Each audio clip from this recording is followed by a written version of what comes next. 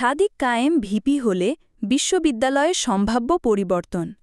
যদি সাদিক কায়েম বিশ্ববিদ্যালয়ে ভিপি নির্বাচিত হন তবে ক্যাম্পাসে এক নতুন যুগের সূচনা হবে।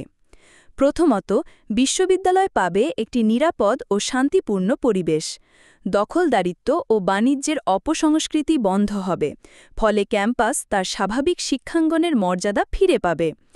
নতুন ছাত্রছাত্রীরা আর র্যাগিংয়ের মতো অমানবিক প্রথার শিকার হবে না। তারা ভয়ের বদলে আত্মবিশ্বাস নিয়ে পড়াশোনায় মনোনিবেশ করতে পারবে। সাধারণ ছাত্রদের মূল্যায়ন হবে, তাদের অধিকার নিশ্চিত হবে এবং তাদের কণ্ঠস্বর শক্তভাবে উচ্চারিত হবে। শিক্ষক সমাজও তাদের প্রাপ্য সম্মান ফিরে পাবে। শিক্ষক-শিক্ষার্থীর সম্পর্ক হবে আরও সেতুবন্ধনময়, যা বিশ্ববিদ্যালয় স্থিতিশীলতা বাড়াবে। বিরোধী পক্ষকে দমনের বদলে গড়ে উঠবে সহনশীল রাজনৈতিক সংস্কৃতি, যেখানে মতভেদকে সম্মান করা হবে।